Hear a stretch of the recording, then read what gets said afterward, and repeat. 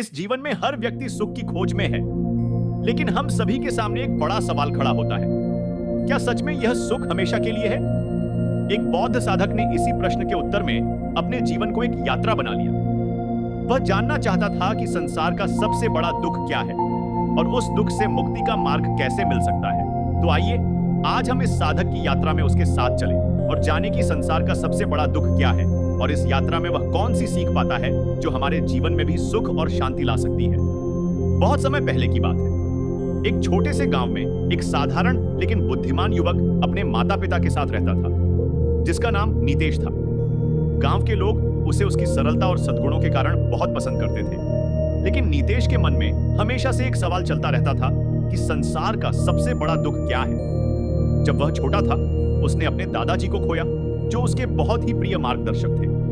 जब भी वह किसी मुसीबत में पड़ता था, तो उसके दादाजी उसकी समस्याओं का समाधान चुटकियों में कर देते थे। किंतु अब उसके दादा भी नहीं रहे, जिसका दुख उसके मन में गहरा बैठ गया था। उसने देखा था कि कैसे दादा की मृत्यु के बाद उसका पूरा परिवार दुख में डूब गया था। उसे तब से ही यह बात चुभ रही थी कि संसार में दुख का इतना बड़ा कारण क्या है। वह जब बड़ा हुआ तो उसे जीवन में अनेक प्रकार के दुख भी दिखाई दिए। कभी किसी को धन का अभाव सताता, तो कभी किसी को रिश्तों का बिछड़ना दुखी कर देता। नीतेश का मन इन सभी कारणों को जानने के लिए बेचैन हो उठा। एक दिन उसने निश्चय किया कि वह बौद्ध धर्म की शिक्षा ग्रहण करके जीवन के सबसे बड़े दुख का उत्तर ढूंढेगा। नीतेश ने गांव छोड़कर बोध गया जाने का निश्चय किया, जहां भगवान गौतम बुद्ध का ज्ञान और सत्य का मार्ग बताया जाता था। उसने अपने माता पिता से विदा ली और यात्रा पर निकल पड़ा। मार्ग में उसने कई कठिनाइयों का सामना किया, लेकिन उसकी जिज्ञासा और दृढ़ निश्चय उसे आगे बढ़ाते रहे। आखिरकार नीतेश बोध गया पहुंचा और उसने एक बौद्ध मठ में प्रवेश लिया। वहां के प्रमुख भिक्षु, जिनका नाम आनंद था, ने उसे दीक्षा दी और ध्यान, ज्ञान और करुणा की शिक्षा देना शुरू किया। मठ में उसने ध्यान और शांति का अभ्यास करना शुरू किया, लेकिन उसके मन में अब भी वही सवाल बार बार उठता था, संसार का सबसे बड़ा दुख क्या है। कुछ समय बाद मठ में एक और युवक आया, जिसका नाम पंकज था। वह बहुत ही धनी अर्थात अमीर परिवार से था, लेकिन उसका जीवन हमेशा संघर्ष से भरा रहा था। वह अपने परिवार से अलग होकर यहाँ आया था, क्योंकि उस परिवार में केवल धन की चिंता रहती थी, लेकिन रिश्तों का कोई मूल्य नहीं था। नीतेश और पंकज की गहरी मित्रता हो गई। एक दिन पंकज ने नीतेश से कहा, नीतेश, तुम जानते हो, मैंने अपने जीवन में कभी सच्ची खुशी महसूस नहीं की। मेरे पास सब कुछ था, फिर भी मैं हमेशा हमेशा अकेला और दुखी महसूस करता हूं। धन से भौतिक वस्तुओं को तो खरीदा जा सकता है, किंतु कभी कोई सुख नहीं खरीदा जा सकता। नीतेश ने उसे सुना और सोचा, धन का मोह एक बहुत बड़ा दुख है, लेकिन क्या यही संसार का सबसे बड़ा दुख है? पंकज की यह बात सुनकर नीतेश ने भिक्षु आनंद से इसका समाधान पूछा।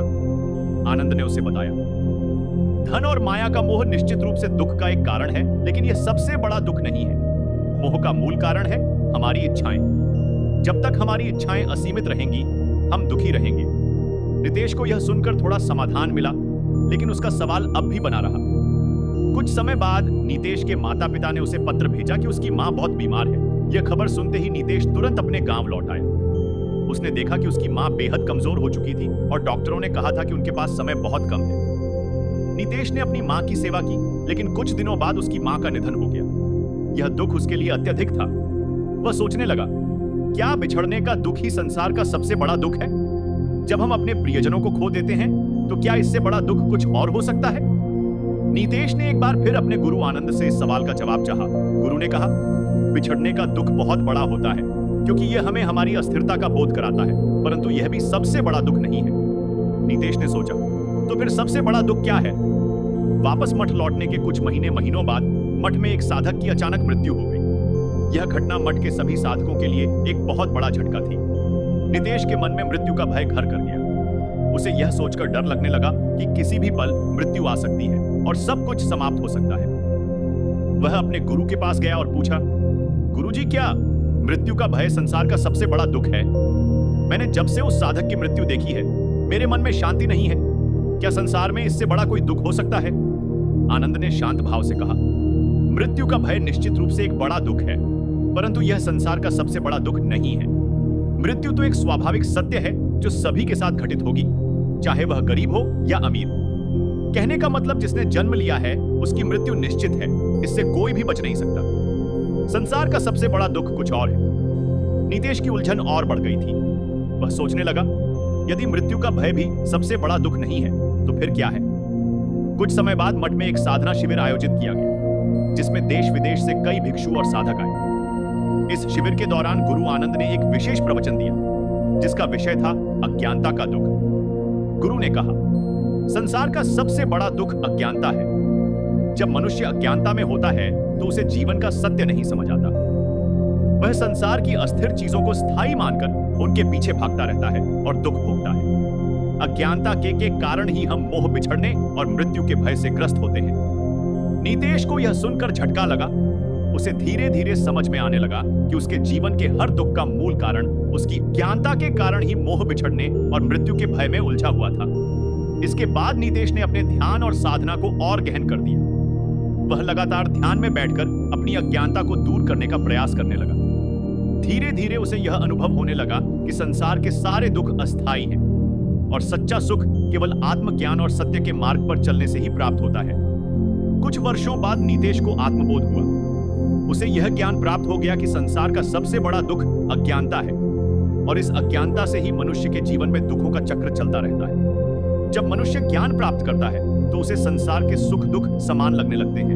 वह उनसे ऊपर उठकर जीने लगता है। जब तक हम इस अज्ञानता के अंधकार में रहते हैं, तब तक हमें मोह बिछड़ने और मृत्यु का भय सताता रहेगा। लेकिन जैसे ही हम ज्ञान और आत्मबोध को प्राप्त करते हैं, हम सभी दुखों से मुक्त हो जाते हैं।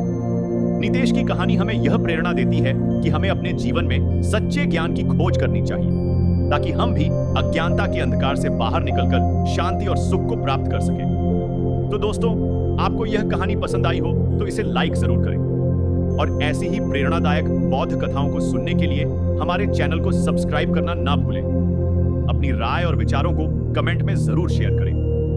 हम आपके विचारों को जानने के लिए उत्सुक हैं। इस वीडियो को अपने दोस्तों और परिवार के साथ भी शेयर करें, ताकि यह संदेश औरों तक भी पहुंच सके। धन्यवाद। अगले वीडियो में फिर मिलते हैं। तब तक के लिए शांति और सुकून की तलाश में चलते रहें। नमो बुद्धाय।